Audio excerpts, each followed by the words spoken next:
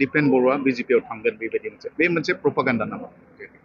थांनाय साननैसो सिगाङाव नुदों जे गोबां टिभि चेनेल ससियेल मिडिया आरो माखासे पर्टेल चेनेलाव आंनि मुंखौ लानानै राजखान्थियारि माखासे निउस बा बेबायदि सर्सा बेबायदि परिबेसखौ आंबो नुदों। आरो मैया आरो दाख्लै आसामनि स्टेट बिजेपिनि प्रेसिडेन्ट दिलीप शइकिया बिथाङाबो मोननैसो बाथ्रा बिथाङा बुंदों।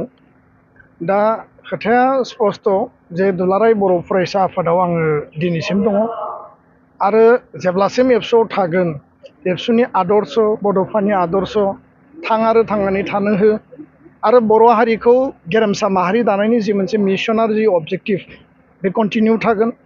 आरो बे बेलायाव बायदिसिना सर्सा मालाबा फैयो, किन्तु दा जिहेतु बेबायदि थासारि जेबो गैया आरो बेखायनो आङो खावलायदों जे जि मोनसे परिबेस परिस्थितियाव पलिटिकेलि आरो पलिटिकेल सिनारिय'आव जि सर्सा सोलिबाय थादों बे सर्साजों आंहा थोंजोङै जेबो लोब्बा गैया। आरो बेखायनो थांनाय समफ्राव समाजनि हारिनि बिटिआरनि आसामनि रायजो राजानि जौगानाय आरो सिबिनायनि थाखाय दुलाराय बर' फरायसा आफादनि जिल्ला मिरु गुबुन गुबुन लेभेलनि दैदेनगिरिफ्रा मावथिफ्रा गुबुन गुबुन हानजायाव बा गुबुन गुबुन राजखान्थि फोथाराव खामानि मावहैदों।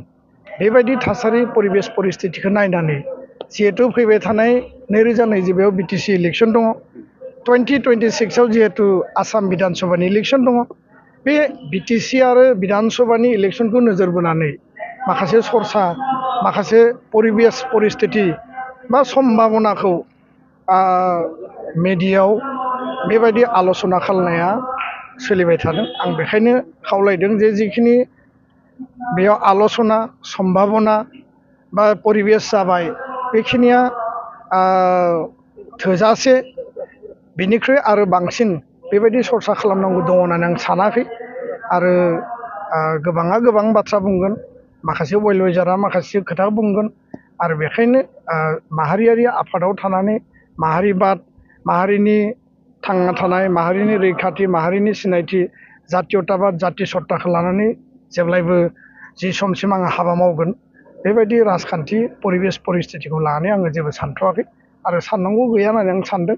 उननि समाव मा जायो, उननि समाव मा थांखि लायो बेखौ आङो रायजो राजानो फोरमायगोन। थारमाने दिनैसिम जि बुंबाय थादों बेयो नंखाय। थारमाने दायो जों नुबाय आनसलिकताबादखौ थारमाने लोरबां खालामनो थाखाय बेयो नेसनेल लेभेलनि मोनसे पार्टिनि बेयो प्रपागान्डा नामा? बायदिसिना लेभेलाव बेफोर सर्साया सोलियो। सर्साखौ खालामनायाव आङो खावलायनोल'सो हायो आरो रावखौबो आङो खुगाखौ मुथिनानै बन्द' खालामनो हाया। दा आं खावलायदों जे बेबायदि सर्साखौ दा खालाम, खारन आं माहारियारि आफादाव दङ। दा बेखायनो आङो नंखायनानैबो बुङा आरो सैथोनानैबो बुङा। बेबायदि परिबेस परिस्थिति सर्साया गुबुन गुबुन समाव सोलियो, गोबां परिबेस परिस्थितिखौ लानानै जायो। जाहाथे बे सर्साफोरखौ आरो जाहाथे माने खालामथ'नाङा बेखौसो आं खावलायदों। आरो जेब्लासिम आं एबसुआव दङ, एबसुनि हाबा मावलांगोन, एबसुनि आदर्शखौ लानानै हाबा मावलांगोन, बेखिनि खोथाखौनो आं फोरमायबाय। गोजोन्थों।